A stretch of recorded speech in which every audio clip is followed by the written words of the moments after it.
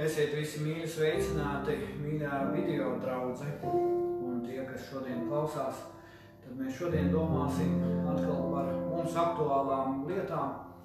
Un vispirms gan pielūksim Dievu, gan arī dzirdēsim brīnišķīgus mūsu dziedātājs Marlēnu un Arvīdu. Arvīds laikam pie sintezātora vairāk spēlēs.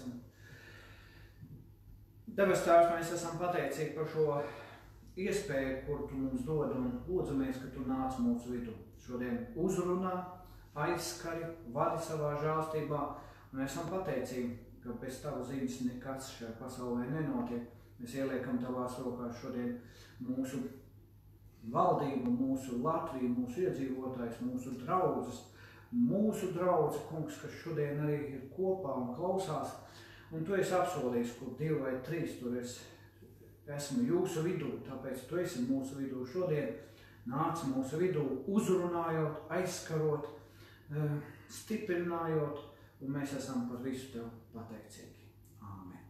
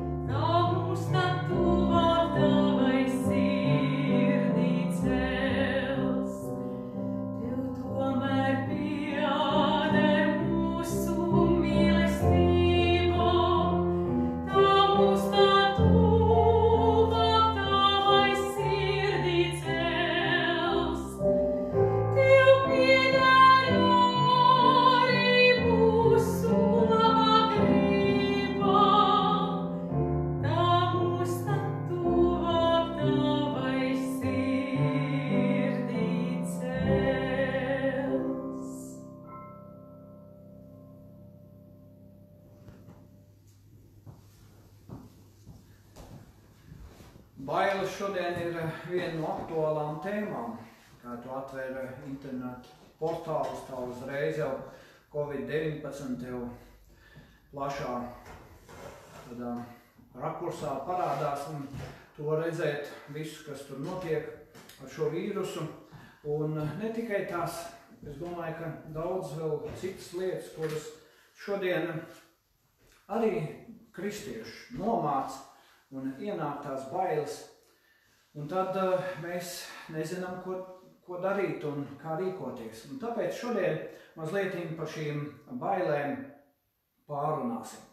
Tas, ka ik viens no mums baidojās no kādām lietām, un tas ir tikai normāli, tā tam būtu jābūt. Bet ko mēs darām ar savām bailēm? Kā mēs viņas pārvaram? Vai mēs vispār tās pārvaram? Ir daži, kas varbūt no bailēm, viņi saka, ka viņiem nav nekādas problēmas, bet kaut kādā veidā tomēr mūk prom savā mīļākajā seriālā vai spēlītēs, beidzot ir laiks spēlēt, ja, vairāk nav tik daudz jāstrādā, bet mums ir daudzas lietas, kuras šobrīd ir tiešām tā jānoliek malā un jāpārdomā, kas ir mūsu lielākās bailes. Un no vecās derības ir brīnišķīgi piemēri, kurus es paņemšu kā liecību šoreiz. Un tad arī paskatīsimies, kā šie vīri pārvarēja bailes, kas bija viņu pamats, uz ko viņi lika savu cerību un kā viņi tika galā ar lietām. Viens no lielākiem un labākiem piemēriem, vismaz priekš manis, ir vecajā derībā Dāvids. Ķēniņš Dāvids, kurš vēl nebija ķēniņš tajā laikā, kad viņam bija jācīnās vai jāstājās pretī lielajam milzim Goliātam, kā par viņu teica Sauls, ka viņš karavīrs jau no jaunības dienām, bet tu vēl esi zēns. Bet Dāvids Saulam, ķēniņam Saulam atbildēja, tu nebaidies. Man ir iepriekšēja pieredze ar to kungu. Un kāda viņa ir?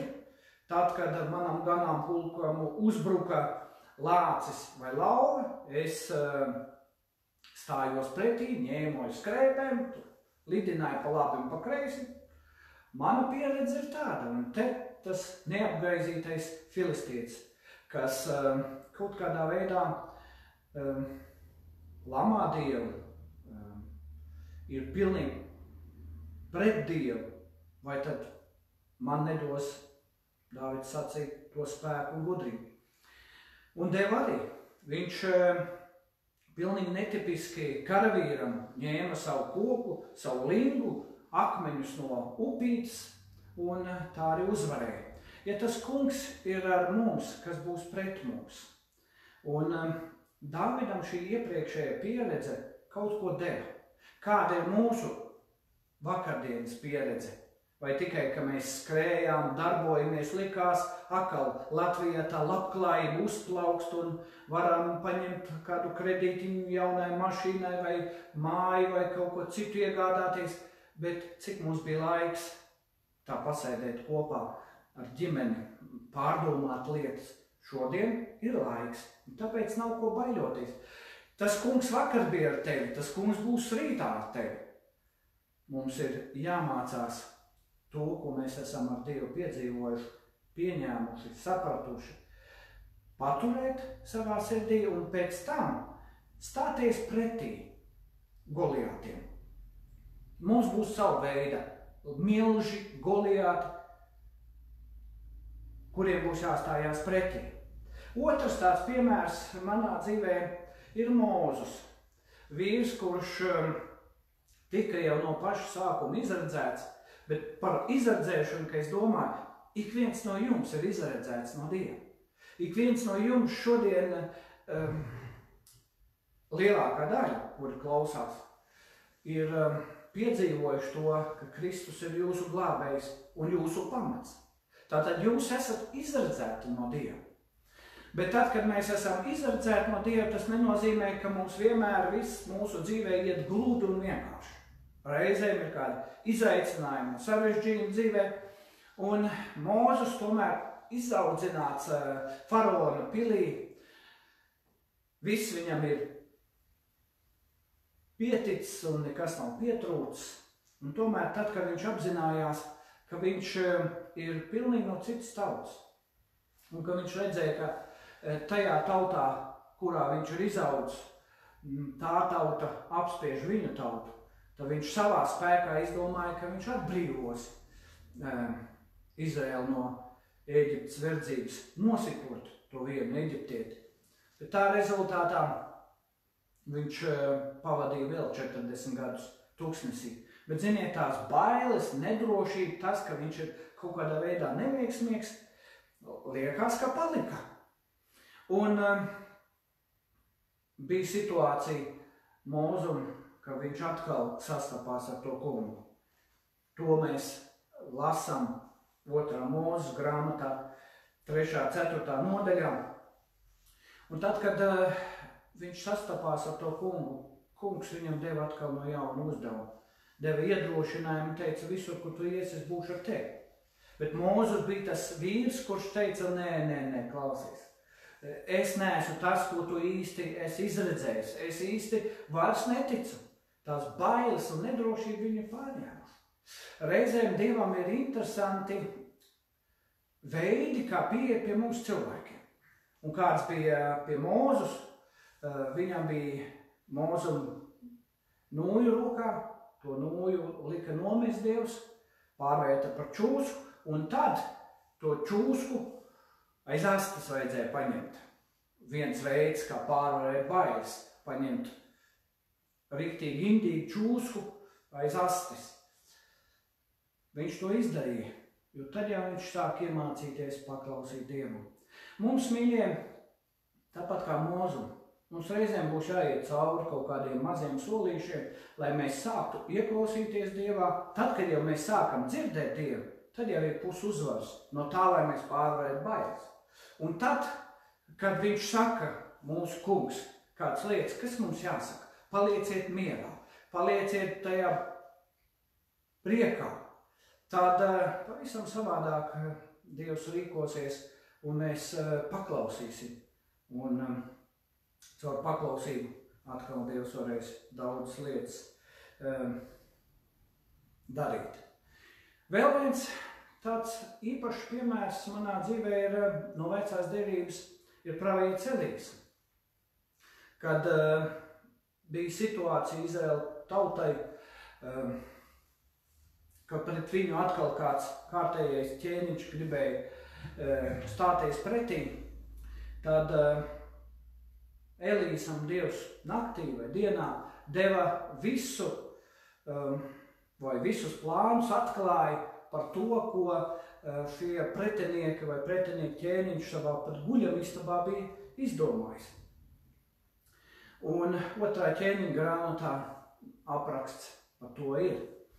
Un tad šis pretinieks, šis ķēniņš, viņš sacīja, kas te notiek, kāpēc mums ir kāda nodevēja. Un tad viņam kāda padomdevēja teica, nē, tur ir kāds pravietis Elijas, kuram Dievs atklāja visu, ko jūs šeit pat guļamistabā runājat vai plānojat.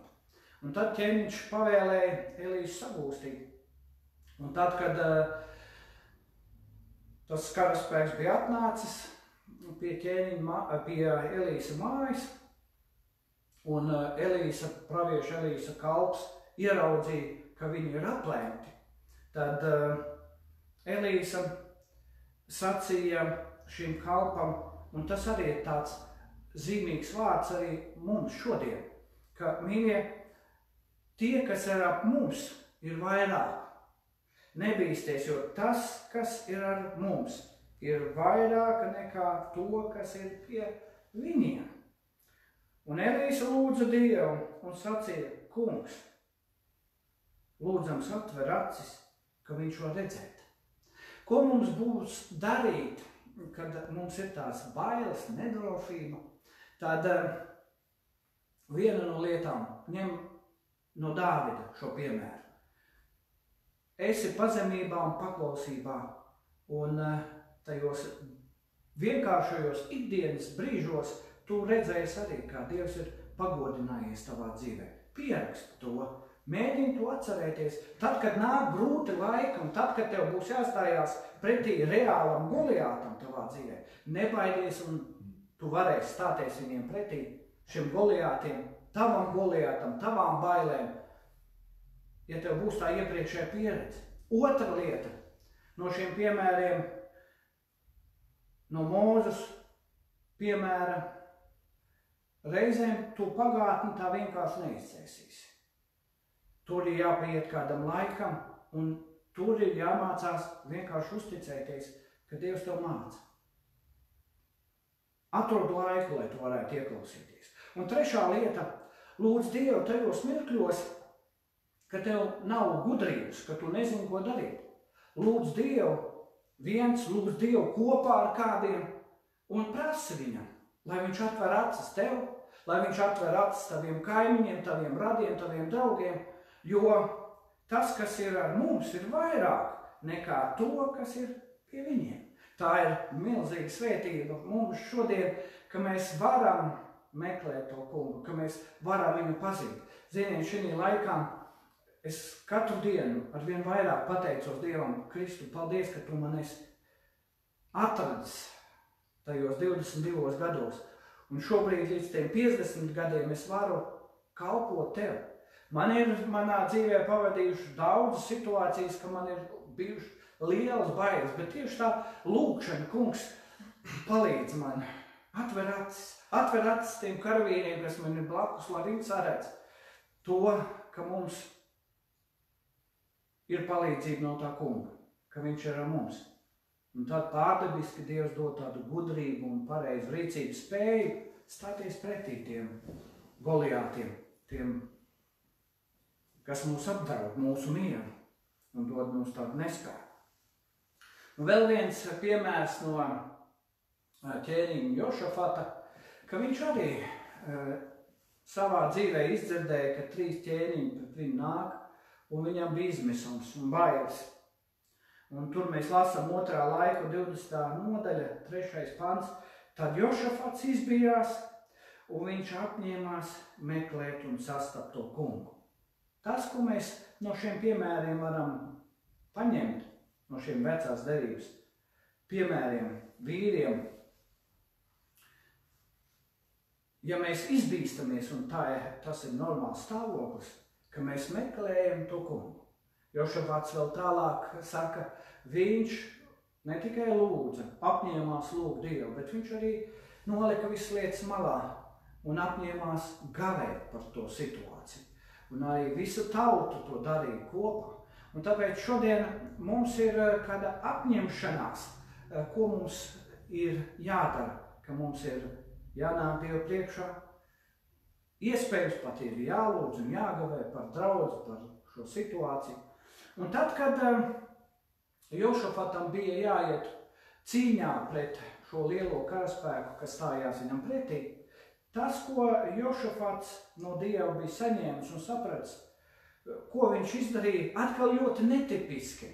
Tāpat kā mazais ganuzēns Dāvids stājās pretī lielajam vīram Goliātam ar lingu akmeņiem, tā Jošafats izsūtīja dziedātājs, slavētājs pa priekšu, un tie slavēja Dievu, un Dievs visu pats sakārtoja. Reizēm, un tā ir pēdējā lieta, kas mums būtu jādara, mums ir jāmācās pateikties Dievam un slavēt viņu. Mums šī slava vispirms ir Dievam jāsaka. Mums ir par ko Dievam pateikties, ja mēs tā varētu pārdomāt vakardienas notikums, aizvakardienas, šodienas. Mums ir par ko pateikties Dievam. Ja mēs savu slavu sūtīsim Dievam pa priekšu, tad mūsu bailes pazudīs. Mēs ieraudzīsim atkal, kā Dievs lietas savā laikā kārtos, un ienāks miers mūsu dzīvē. Miers neatkarīgi no apstākļiem, lai ir vētra apkārt, bet šis miers, tas mūs pavadīs un mūs iedrošinās. Tāpēc šodien meklēsim to kungu. Mūsu iepriekšējo pieredzi, vienam, kā Dāvidam, viņa bija pozitīva, Mozum tā bija negatīva. Neatkarīgi Dievs gan pozitīvo, gan negatīvo var vērst tev par labu. Vienīgais, kas ir vajadzīgs, uzticēties, ieklausīties, un tad nebaidīties stāties pretī tām bailēm, kas tev nāk virsū. Tev būs no Dieva gudrība, jo lūdziet, jums taps dots, meklējiet, jūs atradīsiet, klaudziniet, jums taps atvērts. Tāpēc šodien esam pateicīgi Dievam par visu, ko viņš dod un kā viņš dod. Un reizēm iestājamies lūkšanā ar gavēšanu, reizēm sakam to, kas mums sāp, arī citiem padalamies ar to sāpi, tad arī tādā veidā mēs tās bailes pārvarēsim. Un pāri visam slavu un pateicību Dievam. Izsūtiet pa priekšu savām bailēm, ja tā vienkārši varētu sacīt, slavu un pateicību. Ne tikai tā burtiski es slavēju, es pateicos, bet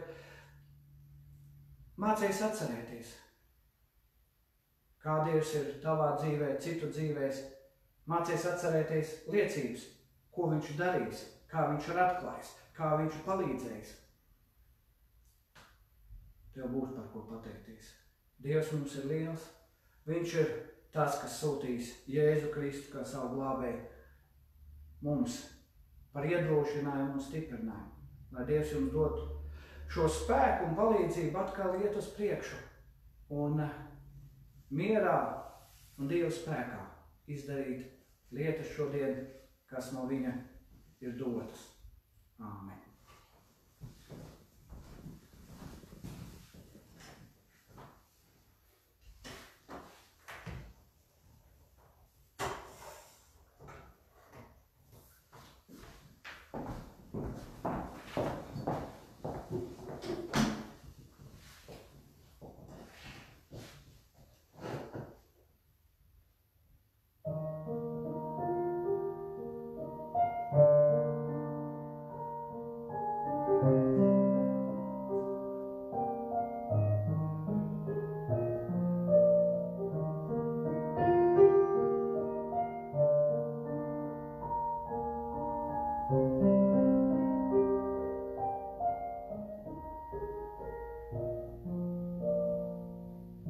Es ticu mīlestībai, ka tā nāk, kā bēdas sāpes esošos tā klusi apsteigā.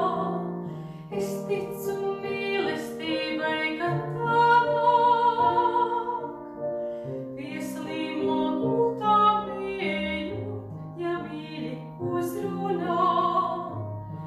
Vai gribi palikšu? Es vienmēr būšu klāt. Vai gribi palikšu? Es mīlestībā visur varu būt.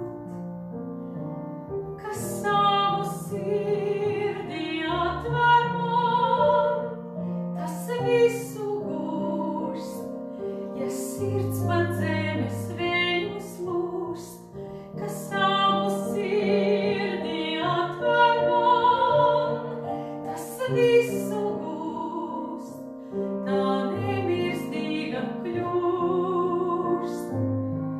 Vai gribi palikšu? Es vienmēr būšu klāt. Vai gribi palikšu? Es mīlestībā visur varu būt.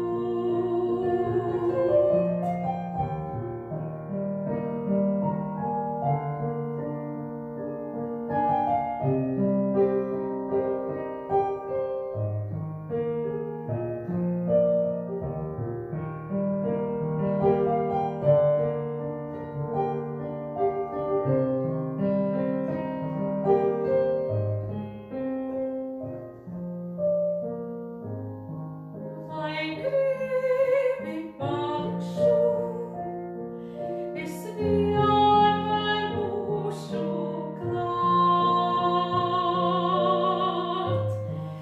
Vai gribi palikšu? Es mīlestībā visur varu būt. Es mīlestībā visur varu būt.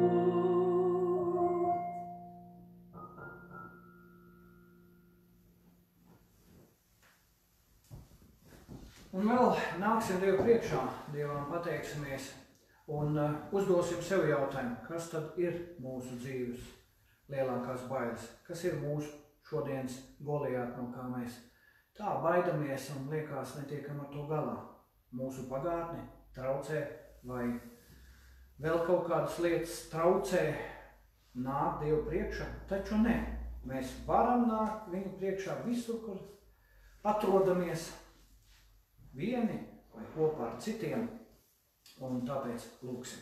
Tēvs, es Tev pateicos par ikvienu, kas klausās šodien, vēl kas klausīsies, aizskari un dod mieru un spēku, dod tādu mieru, kas ir no Tevis, pārdabisks, īpašs, un Dievs, mēs esam pateicīgi par to, ko Tu dari un kādā veidā Tu dari mūsu dzīvēs aizskari, dodot savu pieskārienu ikvienam, kas šodien ir tādā izmisumā un nezin, ko darīt un nezin, kāda būs rītdien, dodot tādu mieru, kungs.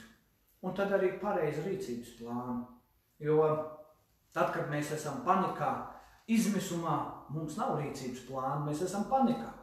Tāpēc Dievs vienkārši dod to mieru, jo tu esi ar mums. Un tas, kas ir ar mums, ir vairāk nekā tie, kas ar viņiem. Tēvs, mēs esam pateicīgi par šo mirkli Jēzus Kristus vārdā.